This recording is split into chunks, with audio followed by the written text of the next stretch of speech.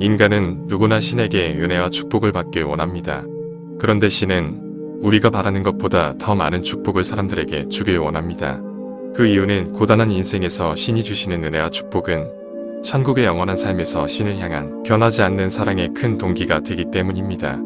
신이 우리에게 원하시는 건 오직 변하지 않는 영원한 사랑입니다. 그리고 천국에서의 삶은 영원이라는 것을 명심해야 합니다. 누가복음 15장 탕자의 비유를 보면 아버지 재산의 절반을 가져간 둘째 아들은 방탕한 생활로 모두 탕진한 후 거지가 되어 구걸로 연명하다가 아버지에게 돌아왔는데 크게 분노할 줄 알았던 아버지는 아무런 추궁도 하지 않고 귀한 옷을 입히고 보석을 걸어주며 잃었던 아들이 돌아왔다며 잔치를 열고 기뻐합니다. 둘째 아들은 어리둥절해 생각하길 아버지 집에 있는 종들과 같이 여겨도 부족할 자신을 여전히 아들로 인정하고 변함없이 사랑한다는 사실에 충격을 받습니다. 그리고 아버지의 은혜는 변하지 않는 영원한 사랑의 큰 동기가 됩니다.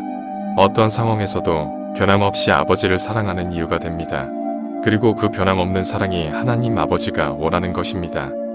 하나님 아버지를 향한 변하지 않는 영원한 사랑을 간직한 그런 사람으로 만들기 위해 신은 우리에게 은혜를 베풀기 우리보다 더 원하는 것입니다. 절망적인 세상에서 허우적대는 사람들을 건져내어 풍요롭고 안락한 삶으로 옮겨놓아 신의 위대함과 사랑을 증명하길 원하십니다. 저는 집안이 가난했고 몸도 허약했으며 학력도 없는 그야말로 아무런 희망이 없는 인생이었습니다. 그런 희망 없는 환경과 조건이 더욱 신에게만 의지하게 했습니다. 만약 한 가지라도 의지할 조건이 있었다면 그것을 믿고 살아가느라 신을 외면했을 것이고 그 하찮은 능력에 의지하며 비루한 삶을 살았을 것입니다. 지금 생각해보면 오히려 아무것도 없는 비천한 삶이 다행이었다 생각합니다. 저는 현재 신의 은혜와 축복 속에 풍요롭고 안락한 삶을 살고 있습니다. 그리고 3명의 자녀에게 부족함 없이 필요한 것을 줄 수 있습니다. 이 혹독한 세상에서 아무런 수고 없이 편안하게 살 수 있는데 이런 은혜를 베풀어 주신 신을 어떻게 영원히 사랑하지 않을 수 있겠습니까? 내게 베풀어 주신 크신 은혜가 천국에서 천년 만년을 살아도 변함없이 신을 사랑할 수 있게 하는 동기가 되는 것입니다. 그래서 신은 우리에게 은혜와 축복을 베풀길 우리보다 더 원하십니다. 다시 말하지만 신이 우리에게 원하는 건 오직 변함없는 사랑이기 때문입니다. 그러니 하루빨리 신에게 은혜 받을 만한 사람으로 자신을 변화시켜야 합니다. 신에게 은혜와 축복을 받을 만한 사람이란 예수님처럼 신의 뜻과 생각에 전적으로 동의하는 사람이 되는 것입니다.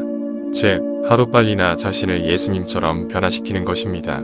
예수님처럼 신의 뜻과 생각에 무조건 동의하는 사람으로 변화된 사람만이 신을 믿는 믿음의 사람이라 할 수 있고, 그렇게 되었을 때 이 혹독한 세상에서 신의 은혜로 편안하게 살 수 있는 것입니다. 그렇다면 예수님처럼 신의 뜻과 생각에 전적으로 동의하는 사람이 아닌 신의 생각에 동의하지 않는 사람을 보겠습니다. 누가복음 15장 탕자의 비유에서 우리가 가장 주목해야 할 사람은 바로 첫째 아들입니다. 잔치가 벌어지는 동안 첫째 아들은 분노와 원망에 사로잡혀 있습니다. 이유는 재산의 절반을 날려버린 둘째 아들을 아버지가 받아들였기 때문입니다. 첫째 아들은 자신의 가치관으로 아버지의 생각은 틀렸고 잘못됐다 판단합니다. 그렇게 아버지의 생각과 뜻에 동의하지 못합니다. 이렇게 되면 더 이상 아버지와 함께 행복하게 살아가는 건 불가능합니다. 아버지는 잘못됐다 생각하며 원망과 불평을 갖고 살아가는데 어떻게 행복할 수 있겠습니까? 이것이 바로 하나님이 천국에서 가장 경계하는 것입니다. 신의 생각과 뜻에 동의하지 못하는 것, 그리고 원망과 불평을 하는 것. 천사장이었던 루시퍼가 그렇게 신을 배신하고 선동하여 천사들을 이끌고 사탄의 우두머리가 되었습니다. 신은 그러한 일을 반복하지 않기 위해 인간이 이 땅에 사는 동안 완전히 변화시킨 후 천국에 데려가려는 것입니다. 예수님처럼 신에게 전적으로 동의하고 순종하는 사람으로 말이죠. 그러나 예수님처럼 변화되지 못한 사람은 절대로 천국에 들이지 않습니다. 그리고 이 땅에서도 고단한 삶을 살게 됩니다. 첫째 아들이 아버지에게 원망하는 말을 보겠습니다. 누가복음 15장 29절. 아버지께 대답하여 가로되 내가 여러 해 아버지를 섬긴 명을 어김이 없거늘 내게는 염소 새끼라도 주어 나와 내 벗으로 즐기게 하신 일이 없더니 아버지의 살림을 창기와 함께 먹어버린 이 아들이 돌아오매 이를 위하여 살찐 송아지를 잡으셨나이다. 첫째 아들이 가진 원망의 근원은 자신이 아버지 앞에 완전하다는 것입니다. 왜냐하면 아버지의 재산을 위해 열심히 일했기 때문입니다. 그러나 그것은 아들의 편협한 시각이고 아버지의 관점은 다릅니다. 아버지의 생각은 첫째로 일을 할 종들은 많습니다. 굳이 아들까지 일하지 않아도 됩니다. 자녀는 조금만 일하고 아버지의 은혜를 누리며 즐기고 살아도 되는 것입니다. 그리고 가축은 계속 새끼를 낳기 때문에 시간이 지나면 재산은 원래만큼 늘어납니다. 그래서 아들이 재산의 절반을 날렸어도 아버지는 별로 개의치 않습니다. 첫째 아들은 아버지의 재산이 언젠가 상속받아 자신의 재산이 될 것이므로 열심히 일한 것이면서 마치 아버지에 대한 조건 없는 사랑으로 일한 것처럼 말합니다.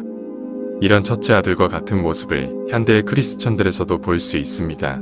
마음의 중심을 보시는 신께서는 축복을 받기 위해 열심히 신앙생활을 한다는 것을 이미 알고 있습니다. 그러나 신이 우리에게 원하는 건 대가나 조건이 있는 사랑이 아닌 아무 조건 없는 진정한 사랑을 원하십니다. 그렇다면 하나님을 진심으로 사랑하는 건 어떤 것일까요? 누군가를 사랑했던 기억을 떠올려 보세요. 사랑한다면 그 대상이 원하는 건 무엇이든지 합니다. 반대로 사랑하는 마음이 없으면 아무것도 해주고 싶지 않습니다. 저로 예를 든다면 사랑하는 제 자녀들을 위해서라면 목숨도 내놓을 수 있습니다. 그것이 바로 진심으로 사랑할 때 하게 되는 행동입니다. 즉, 신을 사랑한다면 나에게 무엇을 원하시든 그 뜻에 무조건 순종하게 됩니다. 모든 사람이 자신에게 하시는 신의 말씀을 정확히 이해하고 분별하여 완벽하게 순종하고 예수님처럼 신과 완전한 하나가 돼서 신이 기뻐하시는 자녀가 돼 은혜와 축복 속에 평안한 삶을 살아가길 바랍니다.